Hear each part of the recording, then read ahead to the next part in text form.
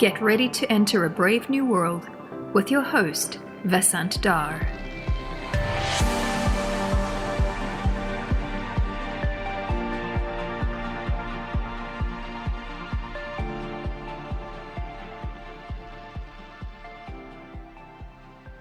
COVID was a shock to the global economy. It hammered financial markets and crippled demand in many areas of the physical economy overnight. Central bankers responded with massive quantitative easing, commonly referred to as QE, to deal with the shock. In today's conversation with Paul Sheard, we discuss what QE is, how it works, and its implications for the emerging brave new world of technology and artificial intelligence. What does it mean for QE to actually work? What are its side effects? For example, does it unwittingly worsen inequality? And if so, what should we do about it? How should we think about monetary and fiscal policy in the era of digitalization, the abundance of information, and the emergence of digital currency? I'm looking forward to discussing these questions with well-known economist and central bank watcher Paul Sheard. Paul is a pracademic, which I regard as a rare breed that combines rigorous academic thinking with practical reality. Paul is currently a research fellow at the Harvard Kennedy School and previously spent many years in the financial markets, holding chief economist positions at S&P Global, Nomura Securities, and Lehman Brothers. Paul, welcome to Brave New World. I'm really delighted to have you on the show.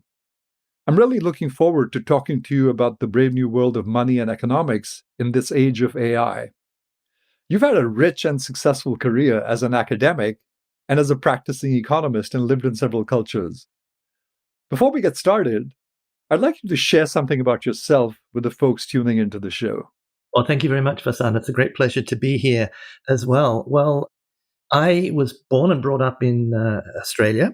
And then I also lived in Japan. I got interested in Japan and became a sort of Japan-focused economist. And I ended up living in Japan for about 17 years over a 30-year period. I'm now a US citizen and live in the US. I've lived in the US for a total of about 16 years, once on the West Coast, a year at Stanford in the early 90s, which was fantastic, being close to Silicon Valley, and then the rest of the time over here on the East Coast.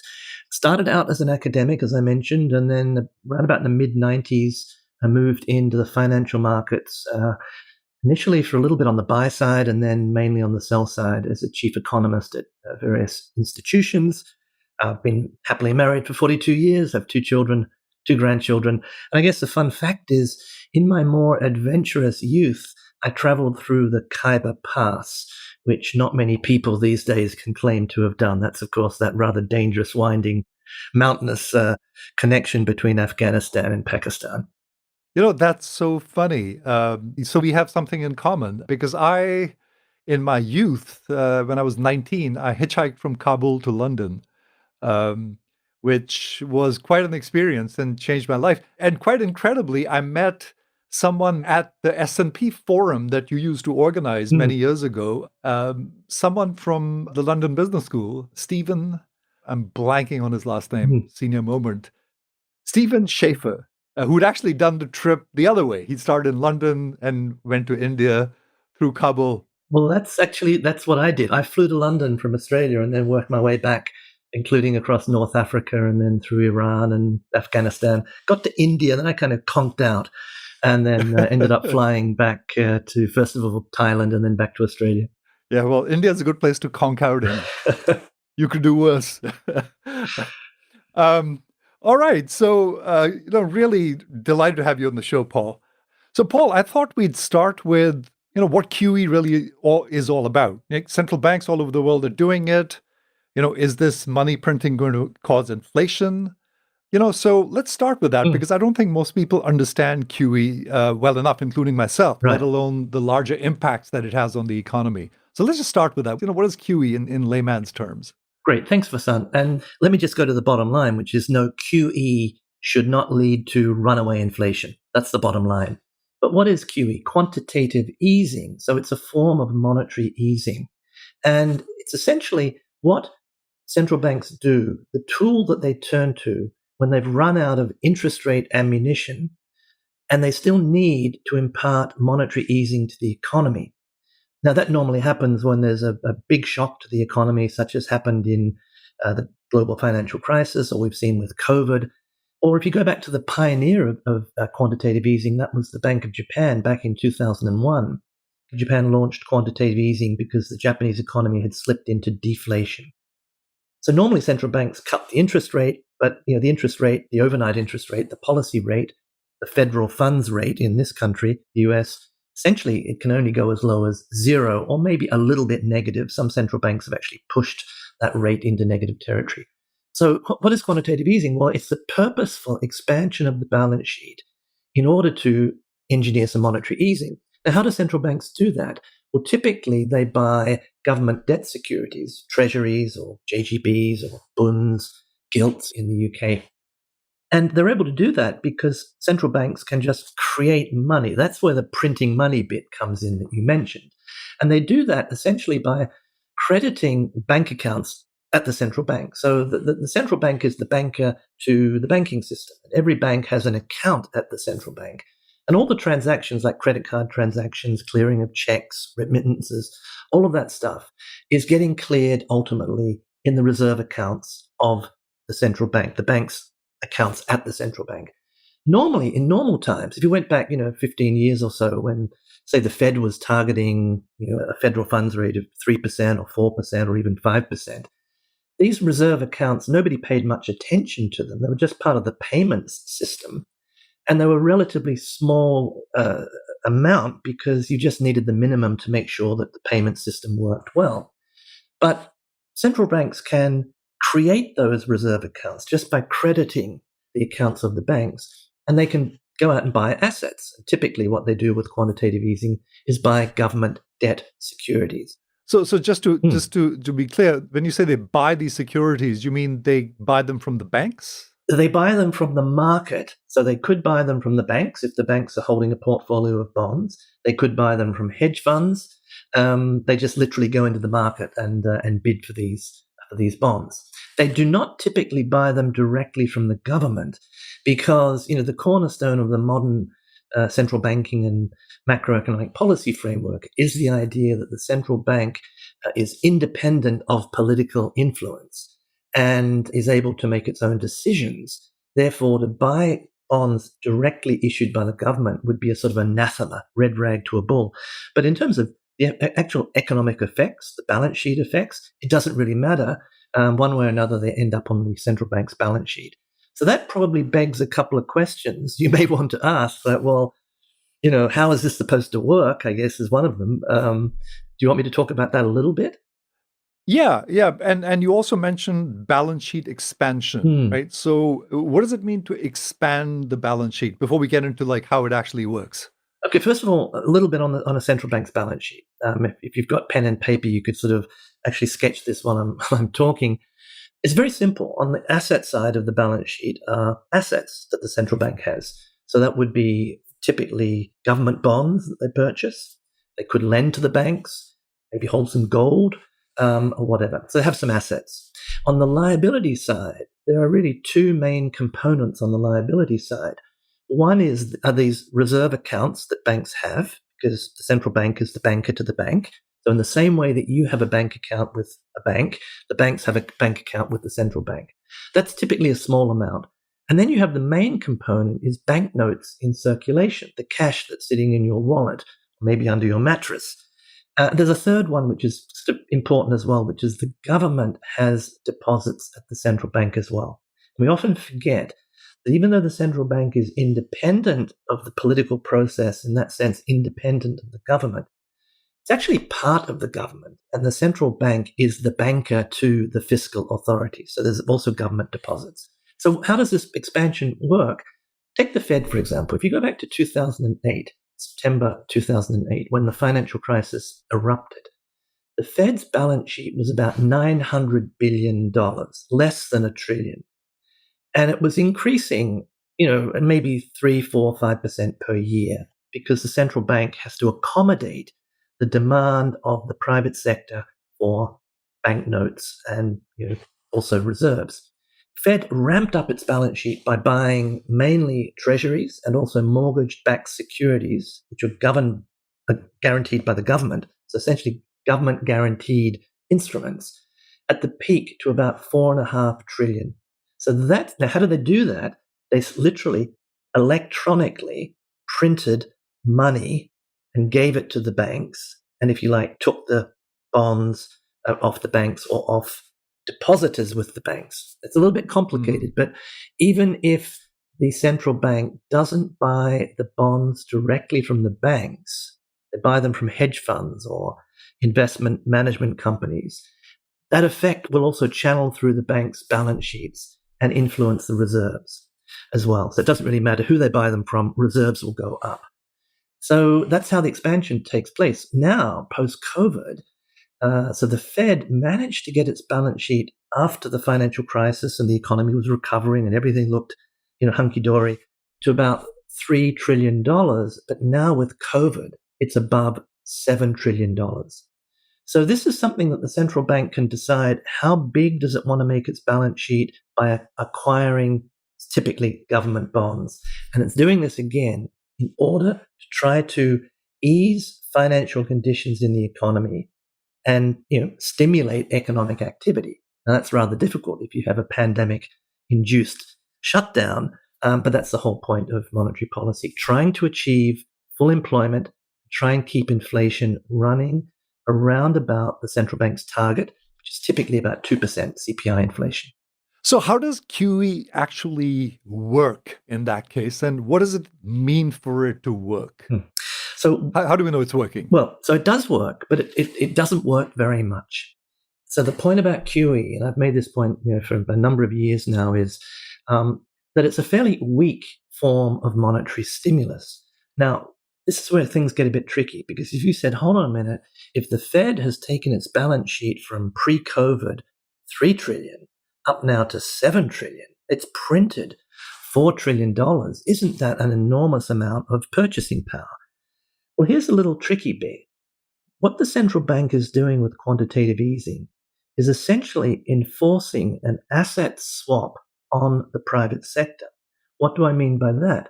Well, yes, the Fed has printed $4 trillion of reserves, call it base money, but it's done that by withdrawing $4 trillion of treasuries and mortgage-backed securities.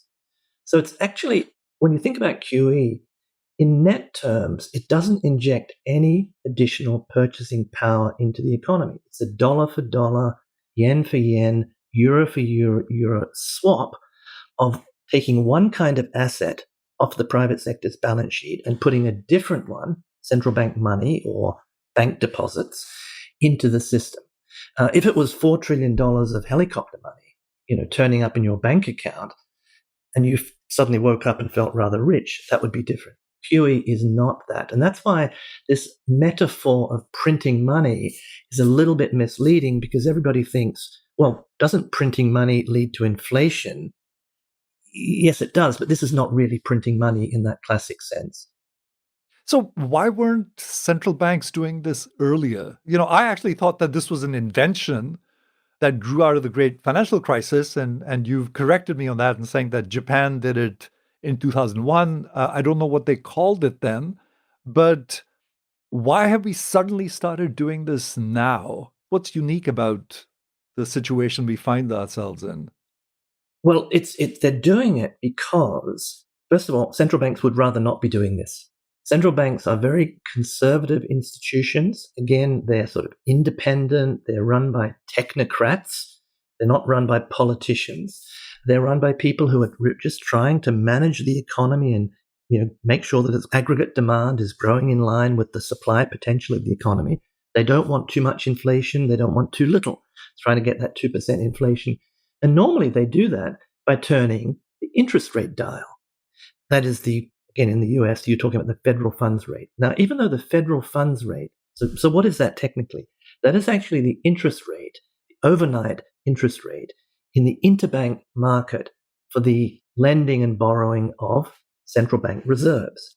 So these accounts that banks have at the central bank, say Citi has, I don't know, pick a number, $100 million on one particular day. Maybe it's more like $1 billion of reserves. Maybe it's going to be much more now. But anyway, pick a number, $1 billion.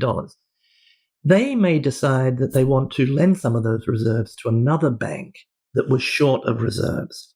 So that interest rate that prevails for banks lending and borrowing reserves is the federal funds rate. And typically, that used to be a positive number. Go back to just before the financial crisis, a year before the financial crisis, around about September 2007, the federal funds rate was 5.25%. I mean, it's hard to believe now, right? 5.25%.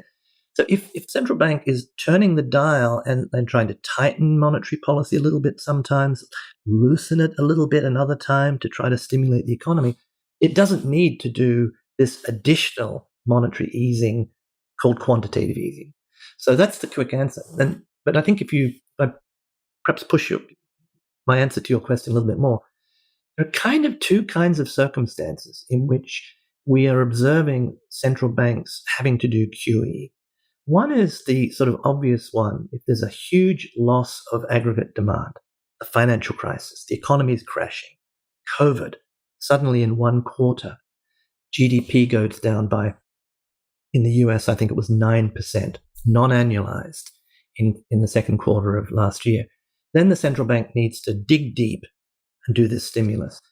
But there's another circumstance which is arising, which is this notion that the real equilibrium interest rate in the economy, this is sometimes called the natural rate of interest, or it's called R star in the central bank jargon. What is this? It's a notional interest rate. We can't really see it. It's the real interest rate, but it's the real interest rate associated with the economy being sort of where it needs to be in equilibrium. Demand in line with supply, low, stable inflation. It's the sort of the perfect state for the economy. And what economists and central bankers have observed is that real rate of interest that used to be, 3%, 4%, whatever, in developing economies, it tends to be higher, steadily has been coming down over the years. And now many central bankers, the Fed, for example, would probably say, well, the real rate of interest is around about zero, which means if you're the central bank and you're trying to think of when the economy is back to normal, where do I think my federal funds rate, which is called the neutral sort of policy rate, is likely to be? Well, if the real rate is zero, add your 2% inflation target, it should be around about 2%. So there's a really important implication here, Vasant, for central bankers, which is if it is the case that the real rate of interest, for whatever reason, no doubt you want to probe that in a moment, is very, very low, maybe even negative, that means your normal policy rate is also going to be very low, say 2%. If that's the case and the economy is hit by a shock, a negative shock to aggregate demand goes down, the central bank doesn't then have very much interest rate ammunition, cut interest rates, it suddenly is at 2% again. It's suddenly in a world of quantitative easing. So there's a growing sense among economists and policymakers that actually we might now, for reasons I think have a lot to do with the topic of your podcast, be in a world in which we're always at a very low interest rate.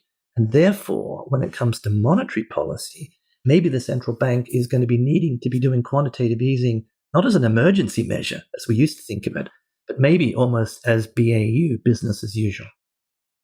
So you read my mind, Paul, which is, so why is the R star, that normal rate of interest, so low?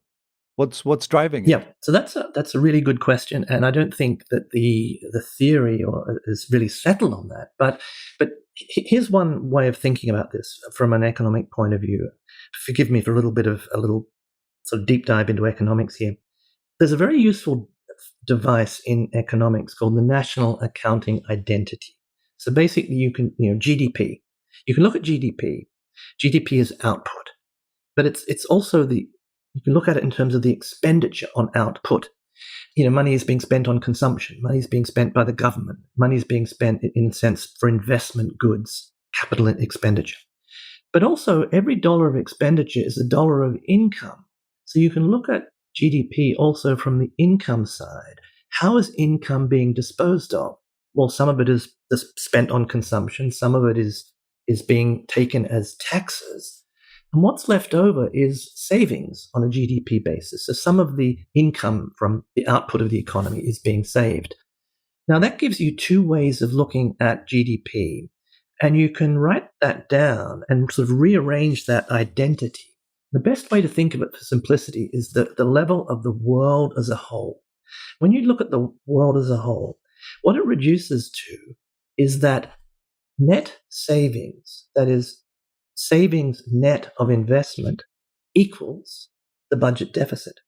It's interesting. And this is an identity. So what it tells you in a nutshell, Vasant, is that if savings exceeds investment, particularly desired savings exceeds desired investment, you must be running a budget deficit. So thinking of it that way, budget deficits can be thought of as this sort of natural adjustment device that you're going to have a big budget deficit when you have a situation where there's a lot of savings but not as much investment. Now, remember, we're in a market economy here. So the people who are doing the saving are not the same people who are doing the investing. Investing is done by companies, by individuals, by building houses, by governments building roads and infrastructure. And saving is dispersed through the whole economy. It's just what income is not spent or taxed.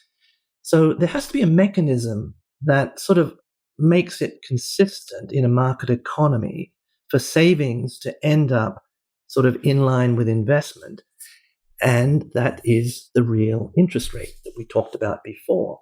So one sort of obvious answer to why is the real rate of interest so low is that we're in a world in which there's a lot more savings being generated than there are investment opportunities or investments absorbing that savings. And that's okay because we have a thing called the government deficit, which is sitting there able to absorb the difference. So another simple way of thinking about this is when society tries to save for the future, there are two ways of saving. One is through the physical investments or the virtual investments that are taking place. That's providing more productive capital for the future. That's the source of our future wealth. But also by the government running a budget deficit and issuing a whole lot of bonds, and then the private sector holds those bonds as a way of transferring purchasing power into the future. So you're probably getting a drift here that I'm much more comfortable with large budget deficits, and I'm also much more comfortable with central banks doing QE, sort of in some sense finance those deficits, although it's not quite that, a little bit more tricky than that. I'm much more comfortable than many people. So then I think the next question is, why are savings more than investment? Correct? Yes, exactly. And what I was going to, you're reading my mind, Paul. Does that mean that there aren't sufficient investment opportunities, or does it mean that, setting up a Facebook or a Google requires a fraction of the investment of setting up Boeing, physical economy companies? Right, like, what's the reason for this? Well, I think it's largely the latter, Vasant, and again, sort of big picture. I mean, if we step back, I've been talking about macroeconomics, just forget about macroeconomics for a moment and think about, if a Martian came down and sort of, Rip Van Winkle maybe wakes up after 30 or 40 years and says, I'm looking at this human race here. What's been going on for the last 30 or 40 years? What's changed? They wouldn't be seeing a whole bunch of central bankers and government bonds, which I've been talking about. They would see just unbelievable technological innovation. They would be seeing Moore's Law in action. I think Moore's Law started in 1965, and as I understand it, it's still going. So we're living through this Silicon Age, this information revolution, this digitalization and virtualization of the economy. Economies are becoming much more service-orientated, and of course, post-COVID, even more activity is online. What does it mean for investment? We used to think of investment as building bridges and skyscrapers and roads and airports, and all of that stuff is important. But courtesy of, decades and decades of that kind of investment, we've got a lot of it. Capital stock is in place. You don't have to build a new New York subway system every year, although I do wish they'd upgrade it. as someone who uses it. On the other hand, what's happening now is more and more investment is software investment. I use the kind of example of software engineers sitting in front of computers, tapping keystrokes and making code. But of course, it's going beyond that. And I think you now have in your area, artificial intelligence, software making software. So we're living in a period, just think about what we're doing now with this telecommunications system, with social media, with all of this online activity, where a whole new infrastructure is being created. It's sort of almost analogous to the 19th century with the railroads and the canals and all the great cities. We don't actually see it with our eyes, other than we're looking at a computer or our smartphones.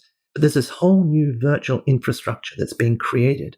So we often talk in the United States about, we need more infrastructure investment.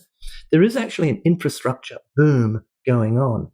It's just very somewhat invisible and very resource and commodity light. It is the big tech firms. And if you wanted to come at this from another angle, if you look at the top 5 stocks in the S&P 500 now, what are they? Apple, Microsoft, Amazon, Alphabet, Google, Facebook. These are the top 5 stocks. So even when we look at the market now, we're really looking at a proxy for the virtual economy. And it's very, very commodity and resource, if you like, savings non-intensive. So there's a number of questions I have, but I want to back up a little bit and talk about, what it means for QE to work. And in particular, whether asset prices must rise as a consequence of QE. And I'm asking in part because, I'm teaching a class on systematic investing this semester, and I get this question from students all the time. What are you buying, professor? What kind of things would you be getting into? And my sort of general advice is that, I expect asset prices to rise because this money has to go somewhere, and stocks are relatively attractive. So while on the one hand, I'm telling them, be careful with your margin accounts in Robinhood, because you might get blown up if you take more risk than you realize. The other side to me is telling them, yeah, but take risk. You're young, and QE should actually result in asset prices being inflated. So if I were you, I would be a risk taker. I mean, is that reasonable advice, or am I sending them down the wrong path? Must asset prices rise? Well, I always say, as an economist, I don't give investment advice, but I think you have hit the nail on the head. Stocks for the long run. So let me get back to how QE is supposed to work. Again, economists and central bankers love jargon. So you'll hear this term, the portfolio rebalance effect. And that's basically a conversation stopper. What that means is, so what is the Fed doing when it just expanded its balance sheet by $3 trillion or so? It took $3 trillion of treasuries and mortgage-backed securities that were sitting in someone's portfolio, and now has replaced that with central bank money or cash, or indirectly with bank deposits, money. Well, if you think of from a slightly theoretical angle, before the QE was implemented, the asset prices had sort of equilibrated and they'd found their equilibrium. And what that means is that at any point in time, everybody's sort of happy with the portfolio that they have. So along come the central banks and sort of disturbs that portfolio by taking out these assets that have yield or duration and sometimes even risk. The Bank of Japan, for example, is buying, serious bucket loads of Japanese equities. They're no longer sitting in investors' portfolios. They're sitting on the balance sheet of the government, essentially, central bank being a part of the government. So what effect does that have? That means now that asset prices have to adjust to go back to an equilibrium, and really a slightly different equilibrium. And in very intuitive terms, what it means is if investors find themselves holding too much money created by the central bank, then asset prices have to start rising to the point where they're just happy to hold that bigger stock of money. In other words, assets have to be sufficiently unattractive, in a sense, that people no longer want to take that money and buy equities. Well, how does that happen? Happens by the stock prices or real estate prices or whatever going up. So to answer your question, must asset prices rise in response to QE? purely as an isolated effect, all other things equal, I think the answer is unambiguously it does have to. And the reason for that at another level is that these treasuries, stocks, or whatever are not perfect substitutes for the asset that is being provided in exchange. The reserve, you the mean? reserves, exactly. Right. A more intuitive way of thinking about it is the sort of the trading floor perspective, which is, well, I have more cash. I better go and deploy this cash. I'll search for yield and I'll sort of redeploy it into assets. But there's a more sort of underlying, kind of slightly more rigorous theoretical way of thinking about it. So the answer is yes.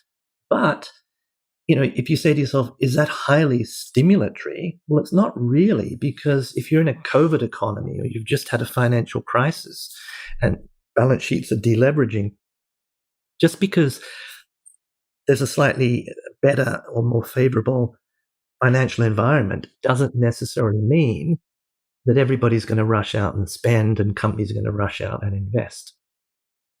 So does this mean that QE exacerbates inequality because the people who can afford to buy those assets are wealthy to begin with? And so, Jeff Bezos is worth, 50 billion more today than he was yesterday, because he's invested in these assets. So is that a net effect of QE? That is an undesirable net effect? I think it is, and it's almost the dirty little secret, or it's not really a secret these days. It's something that is perhaps a little bit of an embarrassment to central banks. And again, I don't blame the central banks, because they're given a job and they have limited tools and they're supposed to do their job. But you are right. What we've seen with now a couple of decades is quantitative easing, is that, as you'd expect from theory, the equity markets do very well. And they do well for two reasons. One is what we just talked about, the monetary easing effect of that it actually is designed or intended to work through asset prices. There's also the effect that when central banks deploy these tools, and they're typically doing it in tandem with fiscal expansion as well, and we've just had the several COVID packages in the trillions of dollars. So big budget deficits are being run. That's really where the money creation is taking place. The government is literally printing a lot of money through budget deficits.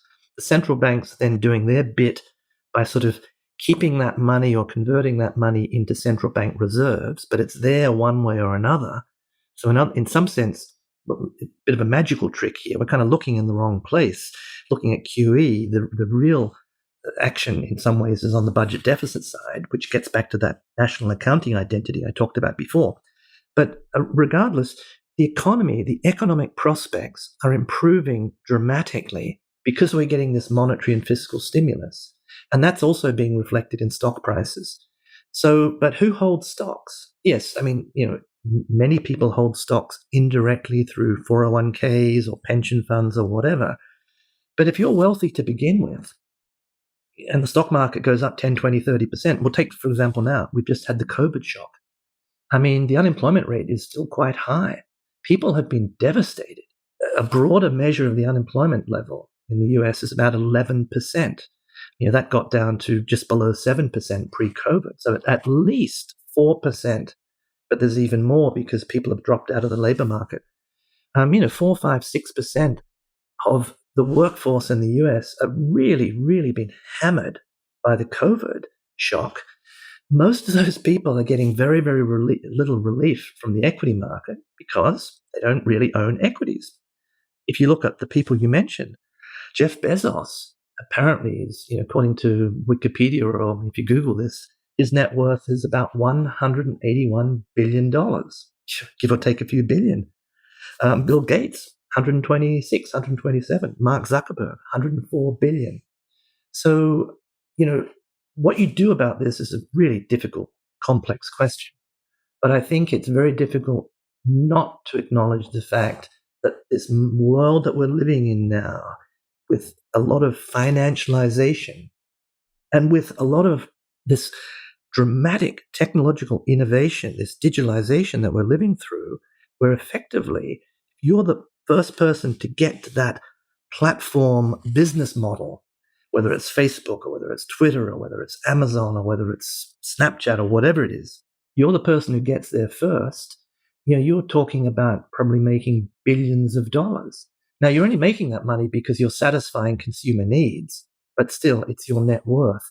And so I think we are living in an age where, this inequality issue, which Thomas Piketty really gave attention to with his famous 2014 book, Capital in the 21st Century, is really a very, very pressing issue.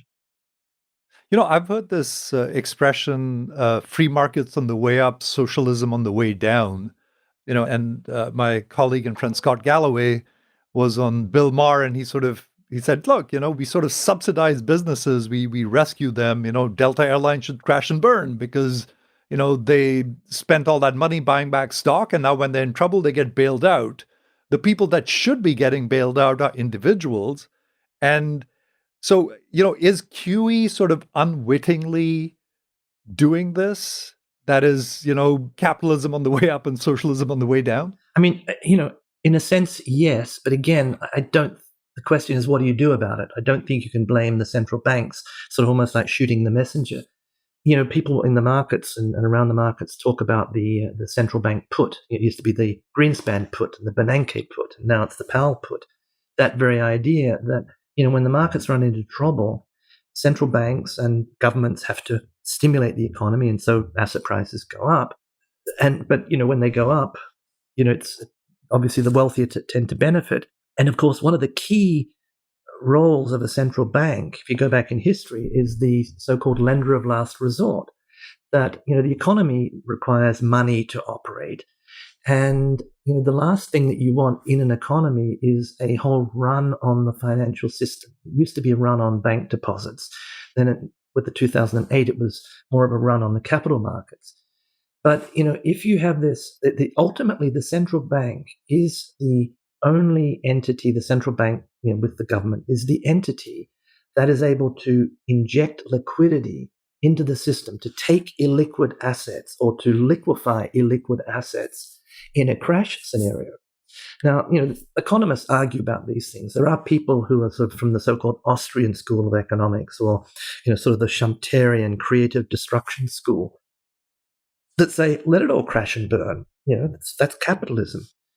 The problem is that I think 90%, 95% of economists would tell you, well, you might want to do that for the reasons that you've just talked about. You don't want to encourage moral hazard, etc. But, that's not going to benefit anybody. If the unemployment rate as a result of crash and burn goes to 20, 30, 40%, and we have a permanent not a permanent Great Depression, eventually the system will recover, but the damage is enormous on the way. So the government and the central banks wanting to keep the economy growing and not to have these financial crises, etc., is in a bit of a bind in terms of exercising this put. Now, what do you do about that? Well, here's one thought that I've been developing, Vasant, if I may, which is I think we're increasingly living in a world where the sort of old-fashioned separation of monetary and fiscal policy, the independent central bankers versus fiscal policy being under the control of the politicians, which served the world very, very well, was a great way of making sure that governments didn't print too much money and cause too much inflation. It seems to have outlived a lot of its usefulness. And, particularly apropos of this QE idea, monetary policy does have implications for wealth distribution. So that's normally the realm of fiscal policy. So that should be taken into account by the fiscal authorities when the central bank does monetary policy. But there's no mechanism at the moment, particularly in the US, to even have that conversation. If you go back to 2008, for example, if you'd had a better regime, I think, when the Fed launched its QE, there should have been some recognition on the government side of things that this will benefit, people who hold these risk assets. It may exacerbate inequality. That's not a reason for not doing it. But do we need some set of offsetting policies that make sure that, the wealth is distributed more, equitably, if you like? So I think monetary and fiscal policy, these two things that have been very much separated in the past, need to come together much more. And it cuts both ways, because fiscal policy has a component, as we know from the last year, which is very much designed to stimulate aggregate demand. So why do we give one part of the task of managing aggregate demand, keeping demand up, to an independent technocratic central bank, but then give another bit of it to the politicians and the fiscal authorities?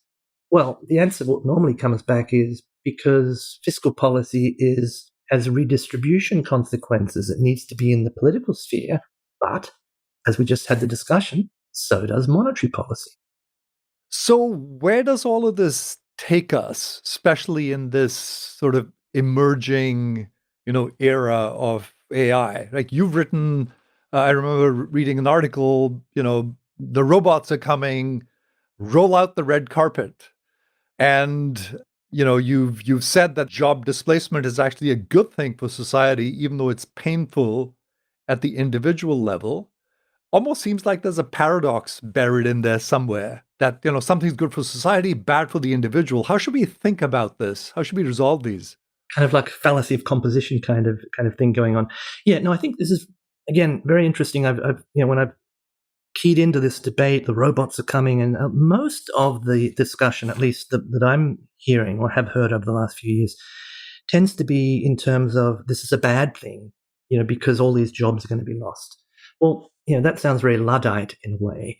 The first pass at this should be that if we're going to have all this automation and new, technology, artificial intelligence, machine learning, quantum computing, you name it, all of this stuff, that is what we typically call technological progress. I mean, any economist will tell you that what drives living standards over the longer term is technological progress. We're living in this 200-year period of history where this, human condition has just exponentially improved because of scientific progress. So, we've seen manufacturing jobs wiped out because of automation and manufacturing productivity in the last century or so. If the next century is going to look like that for knowledge workers, for white-collar workers, then in and of itself, that's got to be a good thing. But of course, it doesn't feel like that if you're the person who's on the six-figure salary that's having your job taken over by a new AI bot. And the reason for that is that one way of thinking about this is that when you think about a job has two aspects. One is it's the way in which the output is produced. You need the inputs. You need people working to provide the input to help produce the output. That's from society's point of view. That's like an economist sort of production function way of looking at things. Output is a function of capital, labor, and technology. But from the individual point of view, their job is the way in which they obtain the purchasing power to have a good lifestyle and to consume the output that is collectively produced by society. So if you have widespread automation continuing, let's say the robots are coming and the white-collar workers, the knowledge workers suddenly find themselves, law firms, rather than needing 5,000 lawyers, can get by with 1,000 because everything's automated in terms of doing the library searches and the paralegal stuff, or, et cetera, et cetera. That's great for society. It's not great at the time for the people who are losing their jobs. So I think that leads us into a discussion about, what to do about that. Now, the market, it seems to me, is very good at generating wealth. It's completely agnostic about income distribution. That's why you have people like Jeff Bezos. I don't want to pick on Jeff Bezos, but if he's worth $180 billion, he's worth $180 billion because his company is producing goods and services, online retail, that consumers love. And that most of that $180 billion is actually the market's expectation that Amazon in the future will continue to have lots and lots and lots of satisfied customers. And ditto for Bill Gates and Microsoft and Zuckerberg and Facebook, etc. This wealth only exists because not only today are there many satisfied customers, but way into the future, the market expects a lot of potential customers. That's the wonder and the power of the market. We don't want to kill that.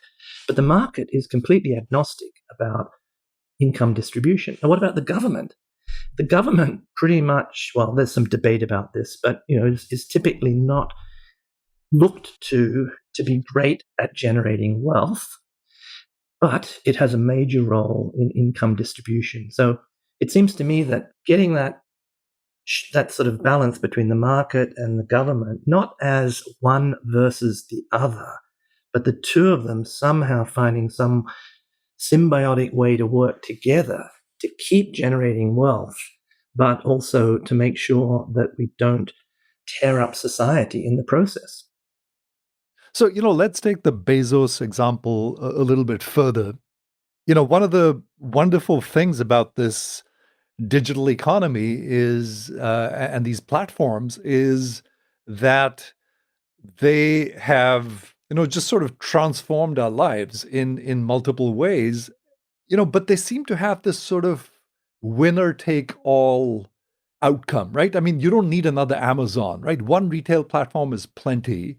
You don't need another search engine. Google's fine. When, maybe in the biotech world, when the CRISPR company comes along, you won't need more than, a few companies that do gene editing and gene splicing. And so what happens when, and plus, people have talked about network effects, and the fact that, it in this information economy, you have infinite supply on demand for lots of things, right? Not subject to the same sort of physical or constraints as the physical economy. But in this kind of world, I can imagine that there are 1,000 companies with 1,000 employees that kind of run the planet, right? Citibank doesn't need 300,000 employees. It can run with 1,000. Thank you very much. And if you sort of extend this thinking to the extreme, where does it leave us, right? You've got 1 million jobs total on the planet, 1,000 companies to have 1,000 jobs each, employees each. What sort of a picture does this paint for wealth creation and distribution? Or is this too extreme a scenario that I'm painting and this will never happen? I wouldn't say you never say never, but I think let's call it the direction of travel, Vasant. In that direction, we've already seen a lot of it. So on the network effect, we call these companies platform companies. I think this is a very real thing. And again, if we step back for a minute, talk about the information economy, we can think of the sort of the traditional real economy, the bricks and mortar. You go to the restaurant, you have a meal, you go on a holiday, you buy some consumer durable equipment, etc. But now we've had this information economy, this online economy, this virtual economy, digitalized world, and the information economy. And there's a very big difference because economists, again, excuse the jargon, but we talk about rival and non-rival goods. It's one of the things you learn sort of almost in first year microeconomics. A consumer good, typically, most goods are what are called rival goods. What that means is if I consume a loaf of bread, you can't consume the same loaf of bread. However, if you consume a piece of information, I can consume the same piece of information. So information is typically non-rival. Another way of thinking about it is there's sort of almost zero marginal cost of replicating and distributing that information. It's extremely scalable. So that is really almost says, well, wow, we have almost a different kind of, the laws of economics are still working, but the structure of the economy is very, very different. When it comes to information, we are very much in a world of not scarcity so much as abundance. And interesting story that you saw front page of the newspapers earlier last week, I guess it was, of this piece of digital non-fungible token artwork. Right. Digital art. Went for $63 million. So this is a classic case of actually the technology exists to make that piece of work available to everybody in the world. But of course, if you did, the artist who produced it wouldn't make the money they're making, and they may not have the incentive to do it. So another concept is excludable. Is a good excludable or not? And typically information goods, like you have to pay for your cable TV or you have to pay for your Netflix subscription. So those goods can be made excludable, but in principle, you could have non-rival information goods in the information economy that are actually being provided. No one's being excluded. But then you worry about, well, if you do that, what are the incentives of the inventors and the creators to produce this stuff? So you have that conundrum. With the platform economies, though, you do have, and it's not just, it's a much broader proposition because we are now essentially in principle and soon enough, everybody in the planet is connected. We can all observe the same superstars, sports matches, whatever. You only need one Amazon, one Facebook, as you mentioned before. So there's a sort of whoever gets there first or second, winner takes all. So all over the economy, whether it's IT, whether it's Wall Street, whether it's Hollywood, whatever, we have these winner take all effects. And that means we have this relatively small number of really wealthy people. They have a lot of paper wealth and a lot of other people who are using those products. And that's where that wealth comes from, right? If Amazon doesn't have any customers, Jeff Bezos doesn't have his $180 billion. So you need two to tango, but you look at these numbers and you say, yes, all these people are benefiting from their smartphones and their internet access and their ability to order online. But, how much savings do they have? How much wealth have they accumulated? In many cases, not very much. So again, I don't know what the solution is here, but I think as we move further and further into this territory, we're going to have to put our sort of ideology to one side, instead of, left wing versus right wing. Maybe think about this in as practical and pragmatic terms as possible. I mean, does it mean that many of these services we just end up giving to people? Do we have mandates on some of these companies? They have to supply a certain amount of service. But, it is going to be an interesting problem to traverse. I guess this kind of thinking has led to this idea of a universal basic income. What do you think about that? Is that something we should be thinking about, or are we still a long ways from there to be considering this as something real? I mean, I think if we're having this kind of abstract conceptual discussion about what we've just talked about, the robots are coming. We are moving into this world of increasing abundance and slightly different topic. But just look at COVID, for example. We now have these vaccines. Well, the Pfizer BioNTech one and the Moderna one use this messenger RNA technique. So, this is scientific progress, which is fueling now, private sector pharmaceuticals, which are saving mankind.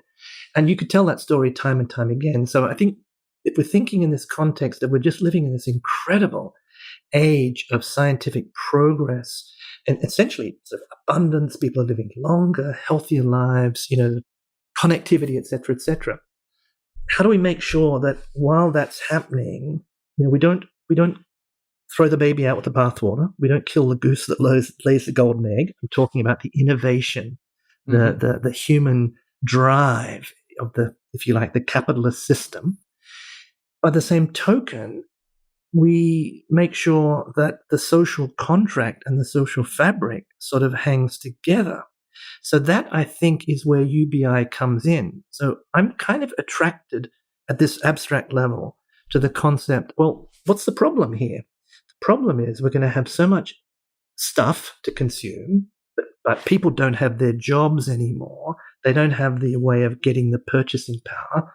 So UBI is really this concept of saying, well, that's an easy problem to solve. We just print that money. We print that purchasing power. Central banks and governments know how to do that. Just give it to people. And then, the purchasing power will be there. The problem with that argument is, I think there's two problems that immediately kind of runs into. One is more the timing issue. Are we really at the point where we have so much sort of abundance, the scarcity resources or constraints have been relaxed so much that now's the time to introduce some kind of, scientific progress dividend, the UBI kind of thing? Or is it just too early to do that? And then the economist in me will always say, well, if you just hand out purchasing power, you just sort of hand out money, you have two problematic effects. One is people, if they're just getting the check in the mail or in the bank account, will have less incentive to work and to invest in their own careers. So will we potentially, kill that sort of capitalist productive drive.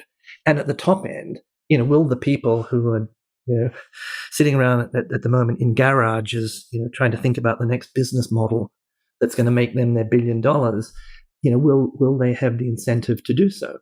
I mean, to answer those questions, I think that probably if we have enough abundance, I don't think we have to worry about people not working as hard, because the whole point is there's nothing for them to do. So that's the point at which you want to give them a UBI. And I think in the kind of society that we live in, the idea that if, Jeff Bezos was only going to make 50 billion rather than 180 billion, he would never have started doing what he was doing. So I don't think you kill the entrepreneurial spirit by, concocting some social mousetrap that preserves, society and civilization as we know it. So I'm kind of sympathetic to UBI, but the question is all about timing and practicality and also the spirit in which you do it. It's almost like a good problem to have, isn't it? Yes. With this massive technological progress, abundance, seems to be a good problem to have, to figure out how to keep the innovative sort of spirit and the incentives going while yet, being able to, provide relatively easily for people who, may not have the kind of wealth that, I'm sort of rambling, but... No, I think it is a good problem to have. And that actually segues into another point, if I could make. When I look at this issue, it strikes me, there's a concept called the ratchet effect. And I do think it's very, very real, which is the idea that, we don't realize how good we've got it. The ratchet effect sort of turns up here in this context as, I've got a little grandson who's 9-year-old, and he's got his iPod and he's got his technology and his games and everything else. And I sometimes sort of explain, well, when grandpa was a little boy, this is what we had, kind of thing. And every time we get these new technologies and we're living longer or living healthier and everything else, we kind of take it for granted. And that resets the baseline. So I think this ratchet effect, we have to figure out some way of dealing with that as well, because, you look around the world and there's a lot of angst and a lot of discontent in the world. But let's face it, Vasant, we're living in really the most prosperous and probably liberal time in human history. So I think we have to change our mindset a little bit, the way we think about some of these issues as well. And, it is the case that even people, at the lower income part of the distribution are living, if you're homeless, I mean, it's a tough life. I'm not making light of this, but by and large, we're living in a period in which even the people who seem to be least well off actually are doing very well by, historical human standards. So we've got to somehow get the angst and the resentment and the envy and the sort of name calling and the finger pointing out of the discussion, I think, to get, onto some of these more productive discussions, whether it's UBI or, whatever it is. Yeah, no, I think that's well said. And I think this ratchet effect applies to all kinds of things, including, social issues, where people get used to a certain sort of level and then, whatever existed before was terrible and unacceptable. We just sort of, have expectations and for good reason keep ratcheting up. It's just sort of the nature of humanity. So there's a few other things I wanted to get your thoughts on, and that's crypto and, digital currency, and tie it back to sort of the central bank. How are central banks thinking about digital currency and cryptocurrency, and how should they be thinking about it? Yeah, great questions, Vasant. The history here is sort of fascinating in a way, isn't it? Because I think Bitcoin came around about 2008, if I'm not mistaken. And I think the early sort of Bitcoin cryptocurrency world was very sort of crypto anarchistic. A lot of the sentiment was, we need to have these decentralized ledgers and we got to get rid of the government. And there's a lot of, in monetary history, there's a lot of theme of suspicion of, Wall Street, of Federal Reserve, of governments, etc. So, initially this cryptocurrency stuff came along, and it was sort of on the fringes. And I think central banks sort of looked at it out of the corner of their eye, but probably didn't sort of take it too seriously.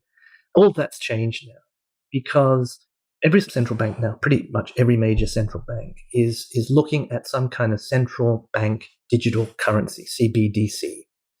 BIS, the Fed, the bank, all of the major central banks, they're actually working together on this. There's a lot of work, a lot of prototypes, etc. Token money, decentralized, ledger money, blockchain, you name it. And sort of one reason that they're taking it seriously is, I think the realization that, the central banks run the payments system, which we talked about before. All the money is essentially created by governments, central banks, but also the banking system. We think about how money comes into existence. It really comes into existence. That $20 bill in your pocket or that bank deposit you have ultimately had to come from somewhere. That money had to come into existence. And it was either government running a budget deficit, it was banks lending to customers, which created bank deposits, that's money, or it was the central bank doing something like QE, for example. But the fourth one now is cryptocurrency. There's a thing called Bitcoin and Ethereum and all these other, long list of names now.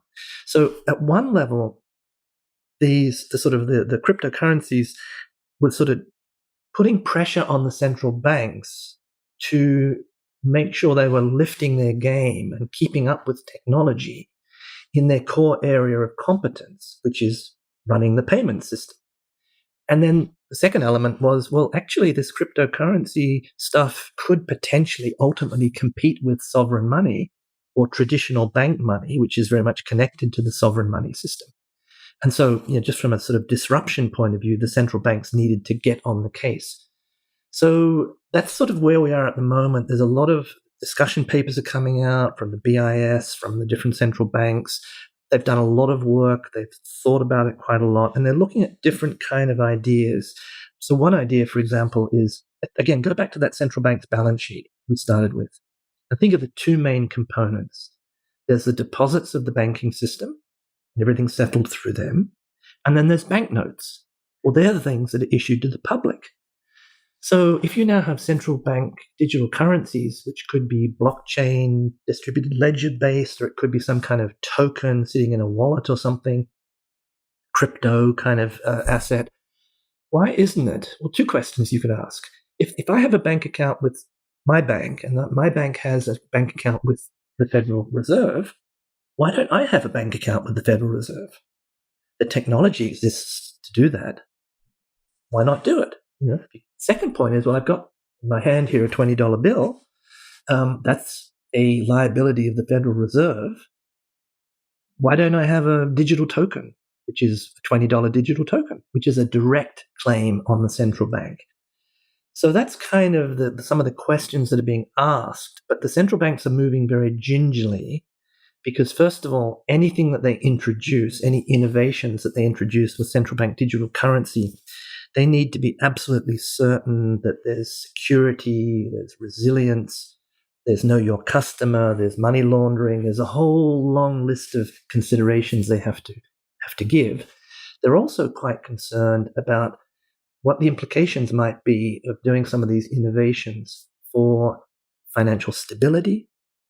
Could you have a run on the banking system into, digital currency issued by the central bank? What would that do to the banking system? And also, what are the implications for monetary policy and even fiscal policy? How would the whole paradigm of monetary and fiscal policy potentially change if these central bank digital currencies were introduced? And, for example, we're talking about UBI before. What about if the central bank that now issues digital tokens or digital currency, it doesn't have to be in that form, but if you have the technology, you may as well do it. And now, rather than this very clumsy process we seem to go through with, the Congress deciding and then the IRS cutting checks, and then it takes forever and they look at your 2019 tax returns and figure out, how much money you should get in this COVID crisis, that, this helicopter money is coming directly into their wallets or whatever, almost instantaneously. So it sort of opens up a whole realm of possibilities of using better technology, including even potentially artificial intelligence, to manage everything, the macroeconomy, also redistribution, and the whole nine yards. So does that essentially get the fiscal policy also being run technocratically as opposed to being run by politicians? Is that what we're moving towards? It could well be. Now, I hasten to say, Vasant, I'm brainstorming here. We're brainstorming here. I mean, the central bankers are miles away from what we're talking about. But what I've been arguing in my work for a number of years now is, as I touched on before, that the whole notion there is a thing called fiscal policy over here and there's a thing called monetary policy over here is actually an artifact. It's not God-given. It is a result of the way that these monetary and economic systems evolved for the best part of a century. But now conditions are very different. So again, if you go back to what do we want monetary and fiscal policy together to do, we want them to keep the economy at full employment. What does that mean? Everybody who wants to work can work. That's economists' definition of full employment. We don't want there to be inflation because we don't want the value of money to be debased. Money is supposed to be a good store of value, but we don't want deflation as well because that redistributes purchasing power sort of away from debtors to creditors. And we want financial stability. We don't want the financial system in disarray. We want it to be resilient, cybersecurity and all those sort of issues. And we want, increasingly, apropos of our discussion earlier, redistribution and making sure that the social contract and the social fabric is intact increasingly over the course of the next few decades is going to become really, really important. So maybe we sort of at some point dispense with the monetary and the fiscal policy kind of tags and say, given the technology that society has at its disposal, including the technology that the government has at its disposal, government including the central banks, how can we rearrange the deck chairs? How can we rearrange the wiring of society, the institutions, etc., in a way that solves all those problems in a robust way? What you end up with might be quite different from what we're starting with today. But the pressures on the system, I think, are going to be pushing us in that direction. So, for example, in the last few years, there has been some serious discussion of helicopter money. And the central banks are very ginger, tread very carefully here. But, you have reputable economists and central bankers even allowing the word helicopter money to pass their lips. 10, 20 years ago, that would have been a complete anathema. Fascinating stuff. Really, I guess it'll require some out-of-the-box thinking to get to that point. But well, you're not calling it a brave new world for nothing, Vasant, are you? No, I'm not. And just to sort of, I guess, conclude, I'm an optimist, but do you feel optimistic that, I'm reminded of this paper that you actually pointed me to some time ago by Keynes, which said something like on the prospects of our grandchildren, and, when I read that paper, it was fascinating. He's talking about the economic problem being solved. Do you think we're going to get to that point in the next few decades where, we've largely solved, poverty, basic things being available to people, and we're sort of in this age of a brave new world of overabundance? Quick answer is yes, I think. So, I'm definitely an optimist. There's probably a bit of a selection bias with who you have on this podcast.